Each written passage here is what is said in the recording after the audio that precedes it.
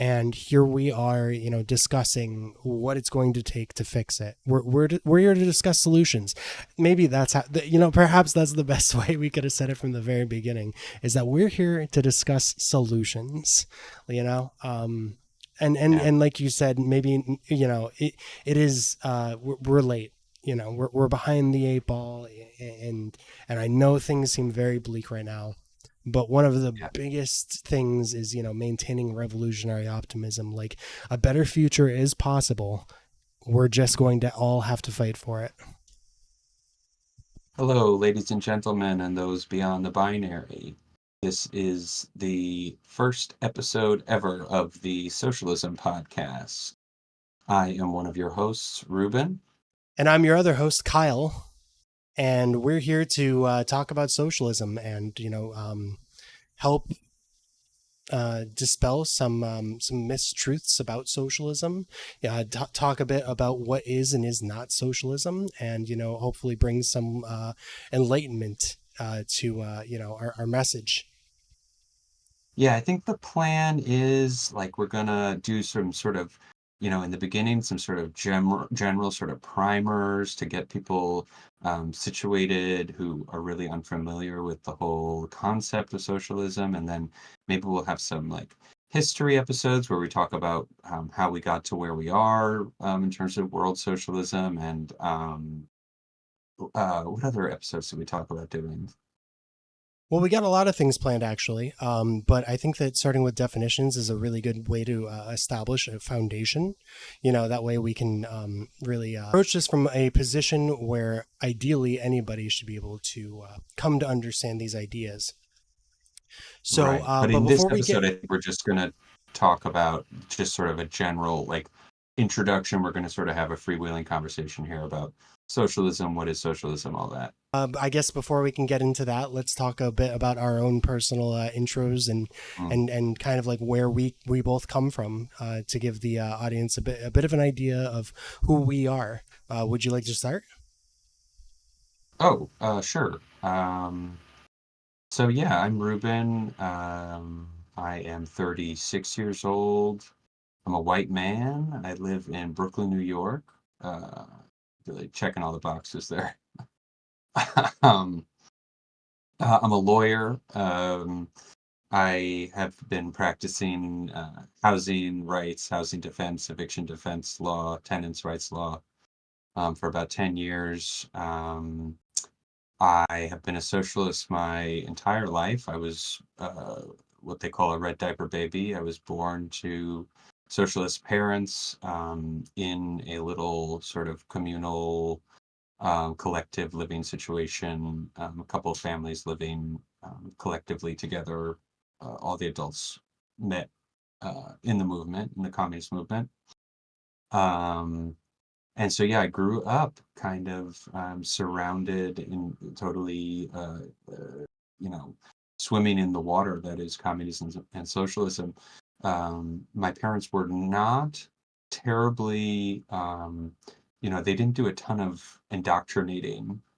I still haven't really talked to them about whether that was a conscious choice or not. I'm also the youngest, so I feel like partly they just had totally given up on a variety of things. I think maybe my brothers got a little more indoctrination than I did, but um, yeah, but certainly the background of my early life and continuing my family life is very left wing. And then yeah, I've sort of carried that on through my work and through organizing. I'm organizing right now and with the Workers' World Party, which is a Marxist-Leninist organization based in New York. Awesome. So my name is Kyle. I'm from Florida. I'm 30 years old, also a white male. Um, but I come from a very different background than Ruben here. I was mostly raised in a conservative family, going to a evangelical church my entire life. So my background is a lot more rooted in kind of, if I wanted to be uncharitable, I guess I would call that a bit Christo-fascist. Um, so Our backgrounds on that front literally couldn't be any further apart. Um, Mm, quick little story. One of the most egregious things I've ever heard anybody ever tell me in the church was that MLK was sent down by God to die for our sins and solve racism forever, which I just think is Jesus. hilarious. Yeah, Oh, I guess yeah, that's an my appropriate exclamation. Jesus. yeah, no, genuinely, like they, and it's so obvious, right? Like obviously, like now it's so easy to look back and be like, oh yeah, no, you just didn't want to acknowledge the fact that you're racist, right? And Mm, but yeah, they were and they are. um you know, kind of how I've moved so radically far over, and I understand why people would be interested in knowing, is my father wanted me to hate my brother because he's gay. But I've always loved my brother, and I never really understood the idea, the concept of like hating people based on identity, right?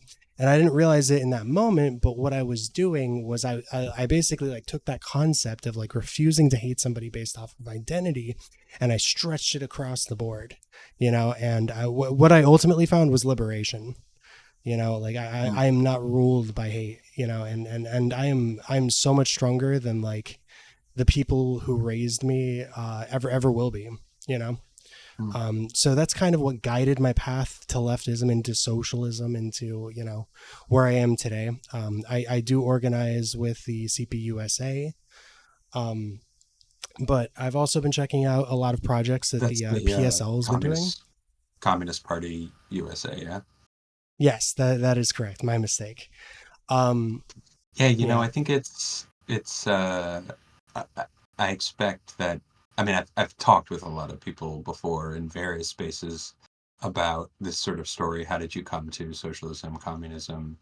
And I mean, a lot of the stories are sort of terrible, like yours. Coming from that your awakening, your leftism comes from as a reaction to some pretty heinous shit that went down. And I think that kind of, and it's always very interesting to me as somebody who never came to it. It was just, grown up in it. But I think that I just wanted to say that it reminded me to say that I think one of the reasons why we wanted to start this podcast now is because, well, for those, if anybody's listening to this, decades into the future, here we are at 8:48 p.m. Eastern Standard Time on December 14th, 2024. So we're after the election of Trump, and before the inauguration. At the election, I think there was a lot of buzz everywhere about um, liberalism, the failures of the Democratic Party. And I got the feeling, and through talking with some comrades and some friends, that, a lot of people in Democratic Party members, voters, um, although some, including the Democratic Party itself, seem to take the lesson that they should move to the right. I think a lot of voters are considering moving to the left. And so I think that was, as we are telling our stories of our journeys to leftism, I think that one of the goals of this podcast is to help anybody potentially out there listening who is thinking of or starting to have their own journey towards leftism, help them along the way, help them get sort of situated, because there's a lot of information out there that's very intimidating, complex, voluminous, and this would hopefully be a resource for those people.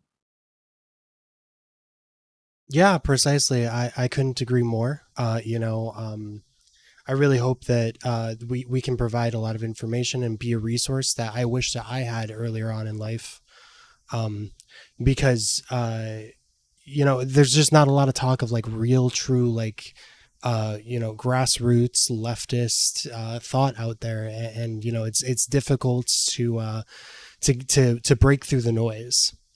And that actually that segues pretty well into the so I think we're gonna get into sort of a freewheeling discussion about what socialism is, but I really wanted especially to talk very quickly about what socialism is not.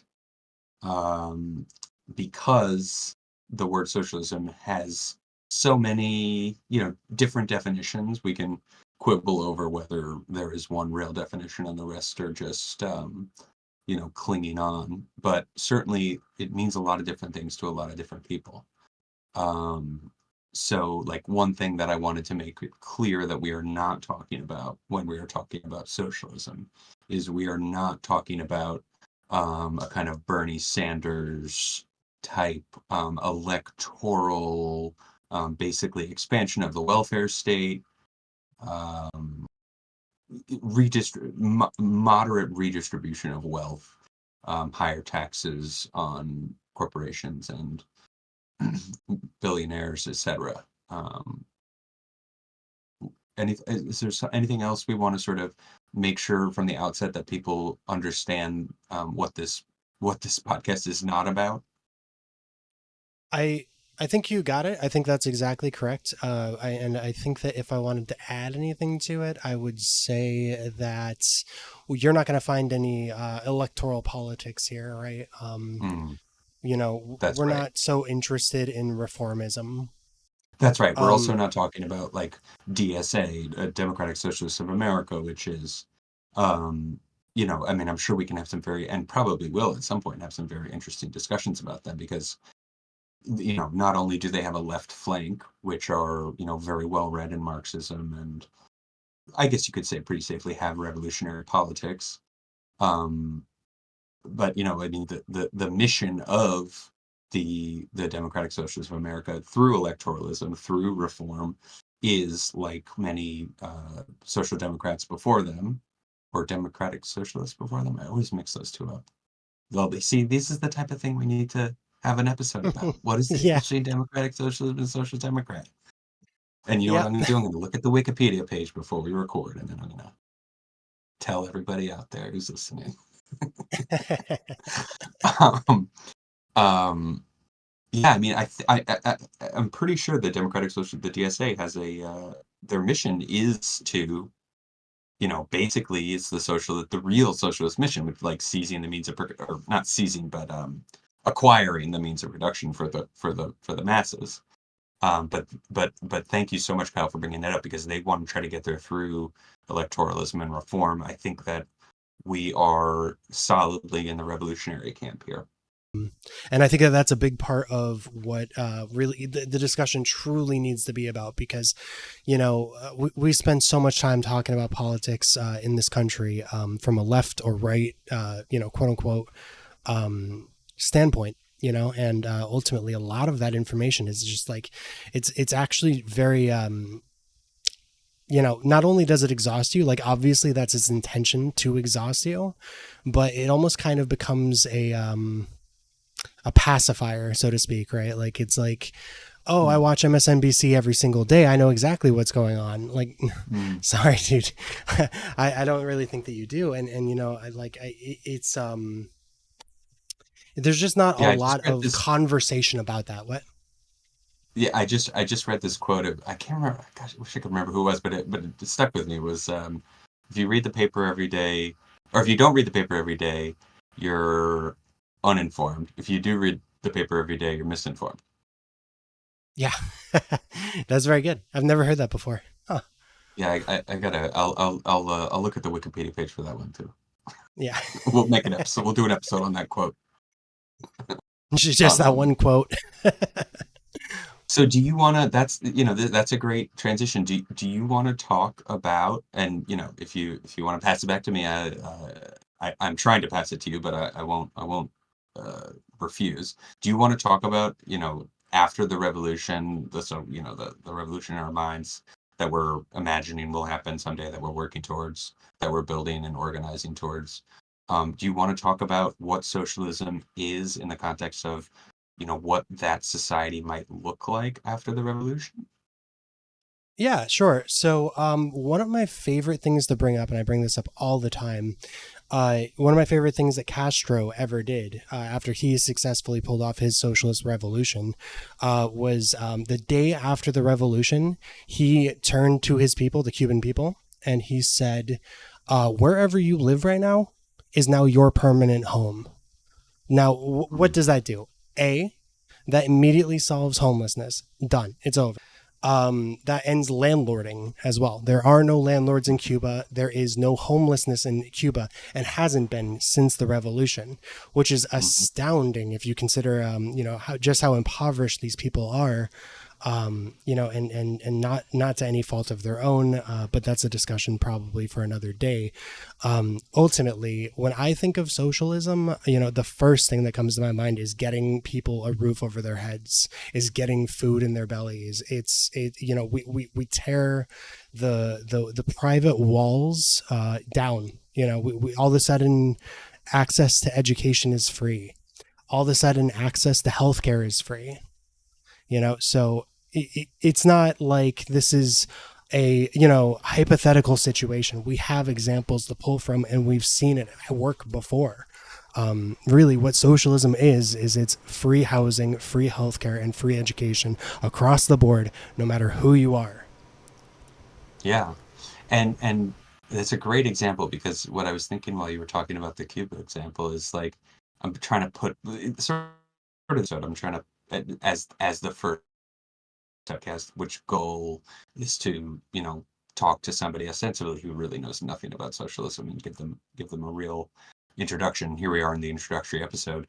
So I'm really trying to put myself in the shoes of someone who knows nothing about socialism. And I'm hearing you talk about how the day after the revolution, Castro said, wherever you live now is your permanent home and sort of abolished rent seeking and landlordism in one swift stroke in that way. I mean, obviously there's a lot of detail there that we're brushing over, but and as I'm standing in those shoes of that person, my mind is being blown. I'm thinking about how um landlording and the ownership of real estate is such a bedrock background default piece of the economy in the West and in the US that the idea that um, someone could just abolish it, we'll talk about, I mean, I guess that's why they call it a revolution, because revolutionary things happen. Um, but you're right, Kyle, that, and that's such a great way to start. It really is about having your belly full and a roof over your head and the right to an education. Um, and then I guess the question is, how do you get there? And to stay on this very simple, direct sort of line, you get there by redistributing wealth, by redistributing resources in society. Um, and I think even to somebody who's never heard anything of socialism other than maybe something about Bernie Sanders or the Nordic model, Norway, Sweden, that is basically the same uh, constellation of ideas, is in the same ballpark, because those systems are also based on redistribution. Um, but the key difference between that and what you're talking about when you're talking about Cuba and what we are talking about when we're talking about socialism is the revolution. And what the revolution does is it allows for the dramatic and permanent redistribution of those resources from the wealthy to the people. Yeah, absolutely. We're told frequently here in under capitalism, I guess is really it's not because it's not really a West thing. It's really more just existing under capitalism. That we do receive rights, and we do get extra privileges as certain particularly minority groups, right? Like when not to get too into a tangent, but like when the Constitution was first created, the only people who could vote were white, land owning white men. Period. Nobody else could vote. And through constant struggle and constant speaking out, we've extended voting privileges into to women and to black folk and all sorts of minority, and we're at the point now where technically anybody can vote, but even that is still kind of a controversial thing. But we like when we're achieving these things, like it's really kind of in a temporary status. because capitalism doesn't really offer these things. Like these rights that are provided to us under capitalism are only here as concessions under the ruling class, right? And so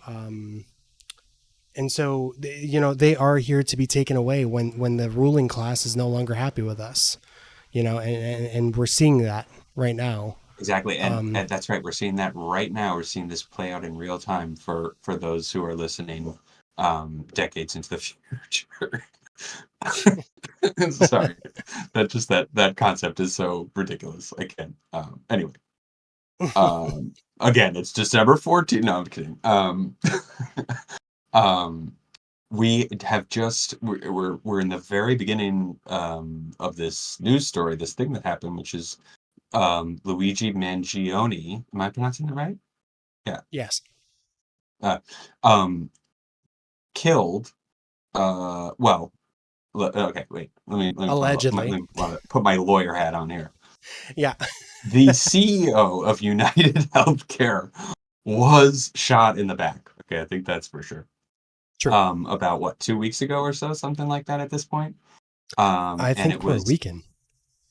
oh God, so much has happened. Um, and it was an explicitly political act. There were, well, anyway, you may be familiar with this story. It's this explicitly political act to do with his position as a CEO.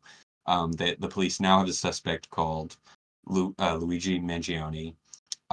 And what we see right now is this reaction from the capitalists, from the bourgeoisie, as they're called in the Marxist literature. The people the owners of the country, the rulers of the country, the people with the money, the people with decisions over big businesses, CEOs, people on boards of directors, et cetera, et cetera, et cetera.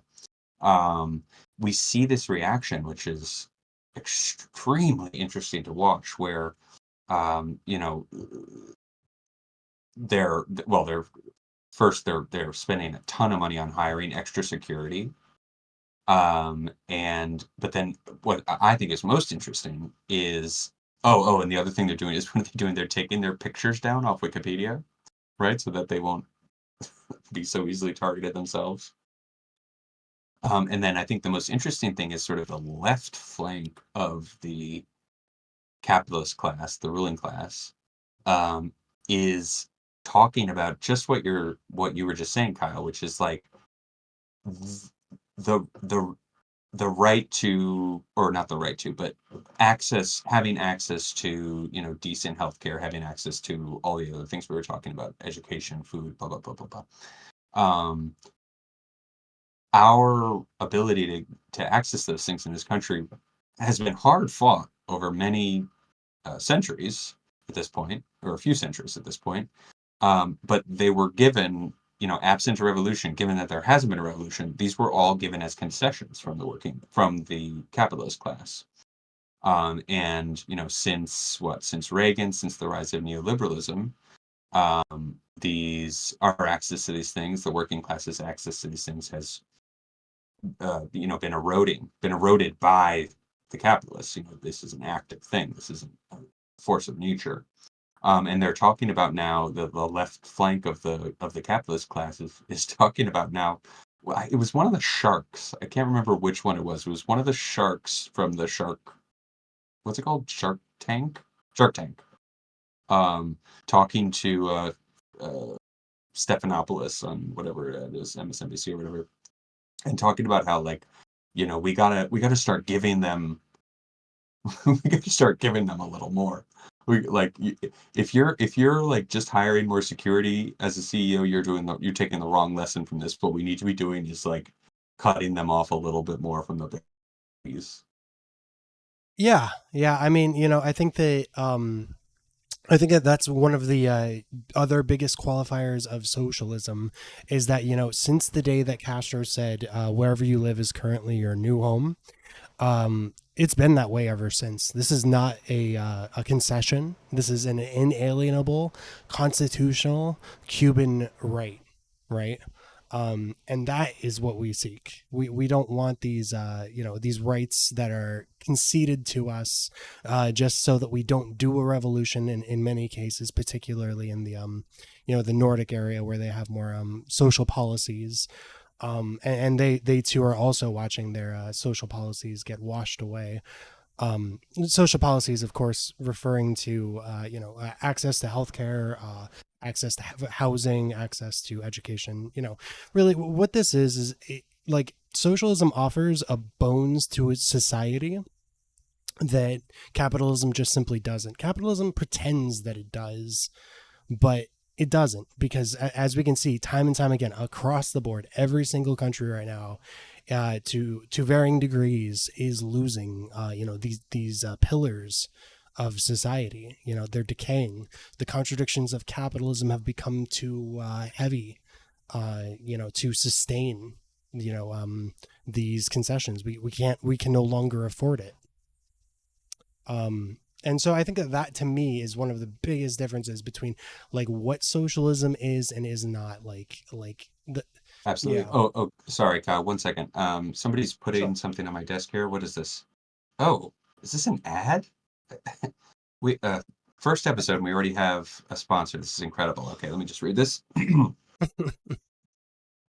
This episode is brought to you by Casper. Oh, Casper mattresses, huh? Do you find yourself spending more and more of your precious time in an uncomfortable bed that you don't seem to be able to muster the will to leave? Are you lying on your side into the wee hours of the night with your phone 4 inches from your face, pressed up against a deflated, stained pillow as you watch the horrors of a genocide unfold before your very eyes? Upgrade to a Casper mattress. It will at most make you late on 2 months' rent. Casper, the best bed for better sleep or to let your living corpse sink into. Oh, okay, and we're back. Oh my. Thank you, Casper. Oh, thank you, Casper. Yeah, I'll send you. This is a lot of cash they sent along with this. Anyway, Awesome.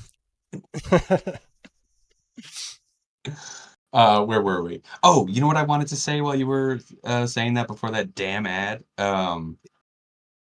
I'm hearing somebody. I'm in the shoes. I'm in the shoes of the person Okay. who's interested in but doesn't know anything about socialism. And I'm hearing you say the word Cuba, and I'm hearing these two idiots talk about Cuba as if they're doing anything right when I all I've heard about is the Cuban people and their terrible suffering. So I want to take a quick detour here for anybody who's in that position right now.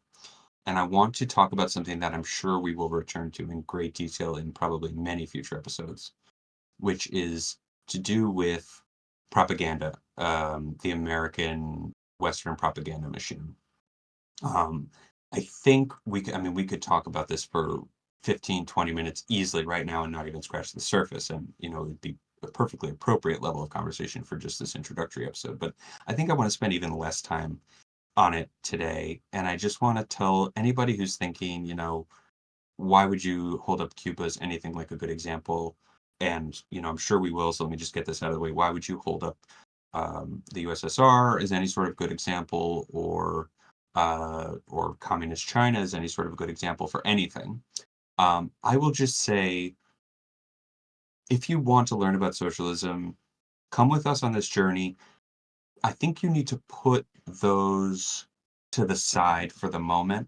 You have to realize, or you have to, I would like you to understand that I, sorry, I understand, and I will help you to understand as time goes on, that we have been lied to a tremendous amount in this country. We are living with, we are constantly being worked on by the most pervasive, well-funded, effective propaganda machine in the history of the world by, orders of magnitude. I mean, this is unprecedented in human history. What American hegemony, meaning, American culture, what we learn through, movies and other media, and then, straight up propaganda, lies being told about China, North Korea, Cuba, etc. I mean, when you get into this stuff, dear listener,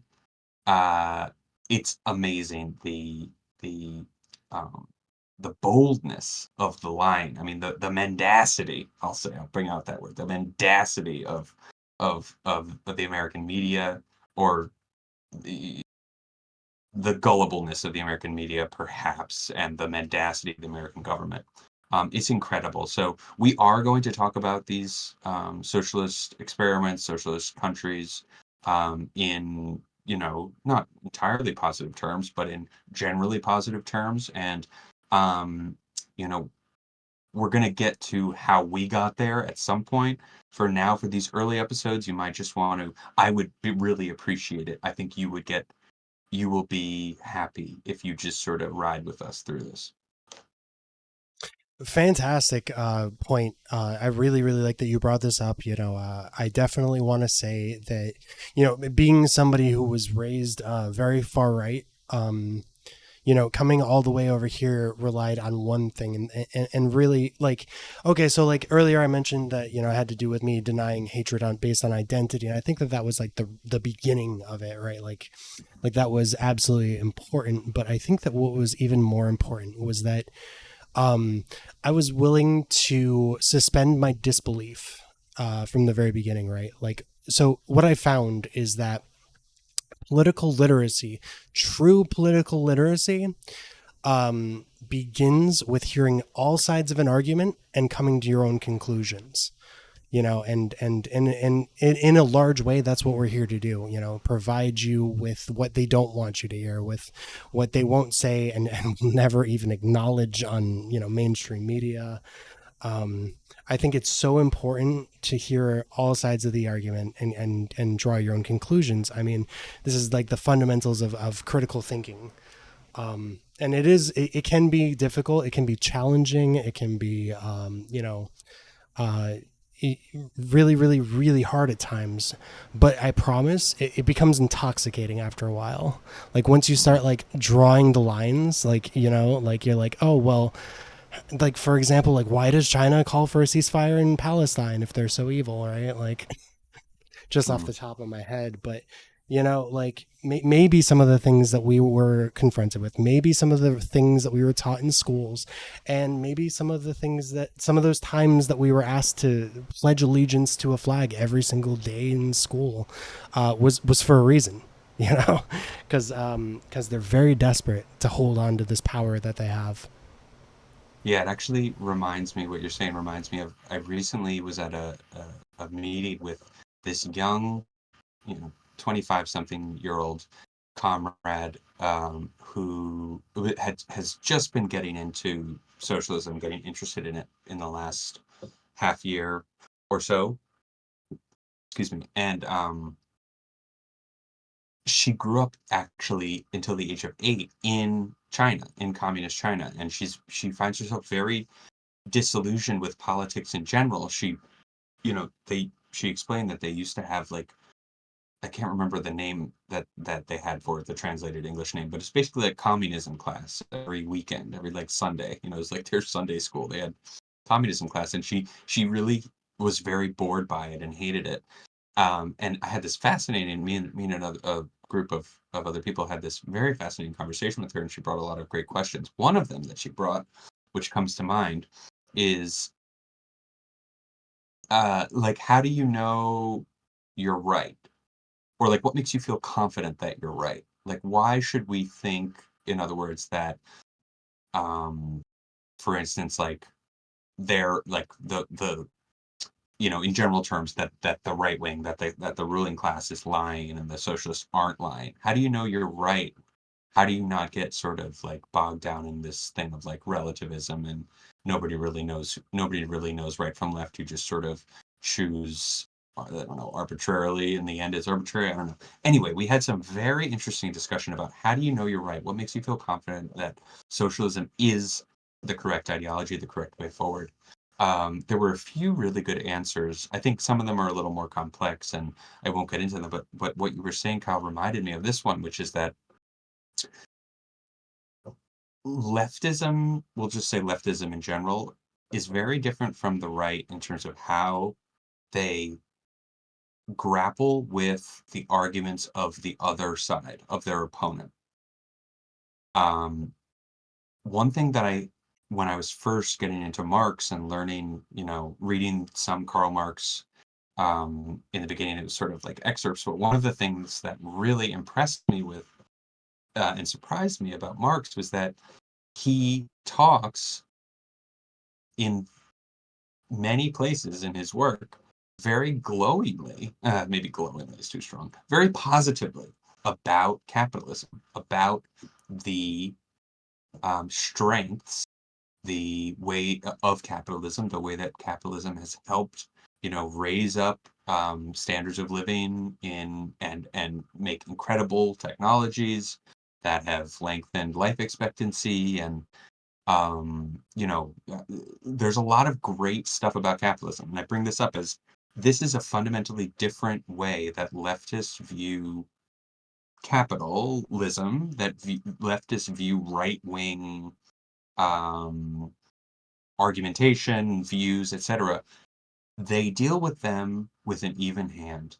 They deal with them as they come, and they're not afraid. We are not afraid to give credit where credit's due and give credit to arguments when they are correct.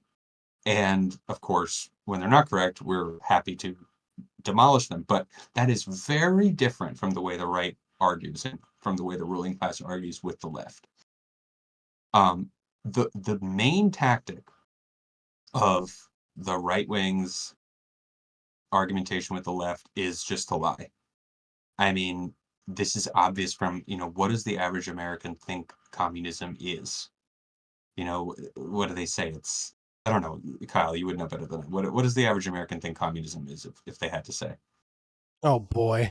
Well, we're up against 100 years of Red Scare propaganda, so if I had to put it in encapsulate that into one, just a few short words, I would say demonic. I would say evil. I would say, antithetical to religion. None of which is But true at all. right.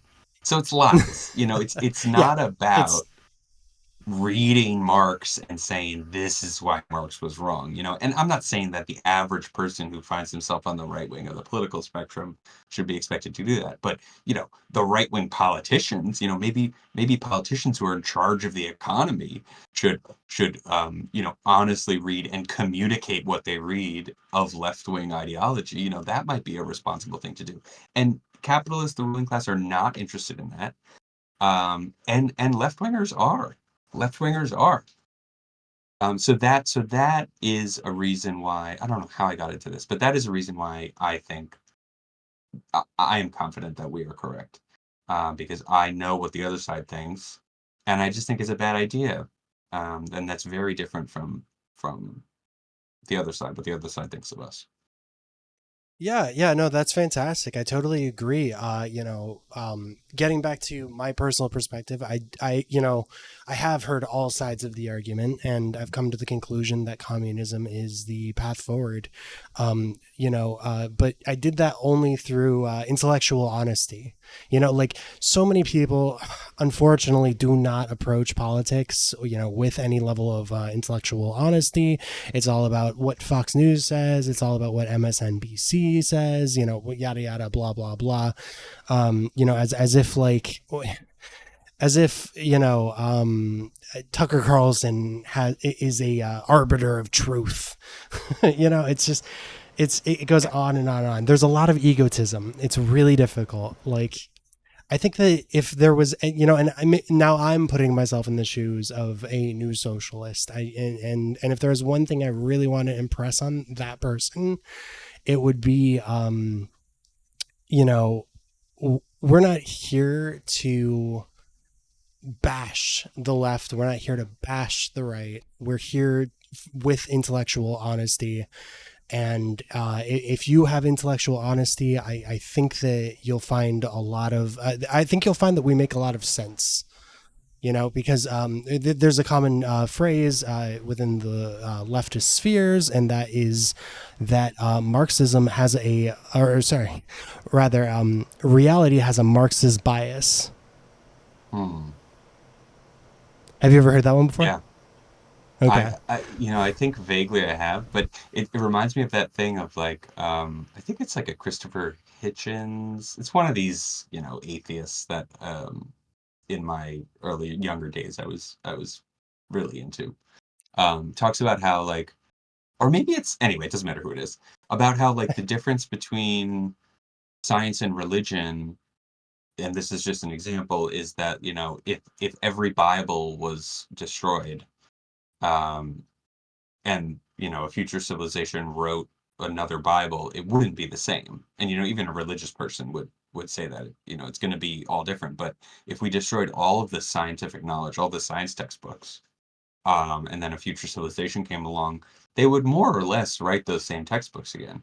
And that brings me to this thing of like of what you were saying of reality has a Marxist flavor to it or whatever, is that Marxism is, and this is something we will definitely get into in a future episode, is a science, and that can be a sort of a shocking thing to hear for people who maybe not who are just getting into it, but when you're starting to learn about it, but really, and that's sort of part of it is that Marxism, it it sort of would be rediscovered if given a society that has more or less the constraints, that is made up of humans, basically, living in society together, or living in cities, maybe we could say. These are laws that, not even right-wing economists disagree with the analysis of, and that we're really just there to be discovered rather than, created by Marx. Yeah, definitely. I personally am of the opinion that someday the scientists, all the greatest scientists in the world, will come to the conclusion that they've been doing Marxism this whole time.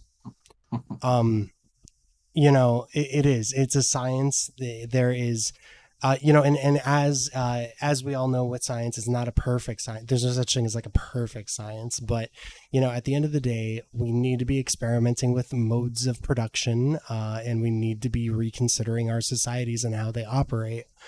And right now, unfortunately, we're very much stuck on this profit motive, exploitative society. And Yeah. so it's time that we really allowed new ideas in. It's time that we had these kinds of discussions. Yeah. And I think, as we approach the towards the end of our first episode here, I really didn't want to forget to mention you talking about it's time for socialism, basically. And I just want to make it very clear that I think it's time because there's a lot of reasons, but the big reason is climate change. The world as we know it is going to end in the next 20, 30 years at the very most. It's going to be a very different looking world in terms of the physical world. Um, I'll just put it simply like this. Capitalism has been the dominant world economic system the entire time that we were filling the atmosphere with carbon dioxide.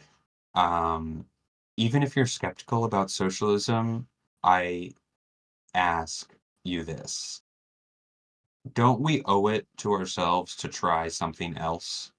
Don't we owe it to ourselves with our last chance, literally our last chance before the world is inexorably changed, which is going to happen regardless of what we do. But I think we owe it to ourselves to try just honestly anything different.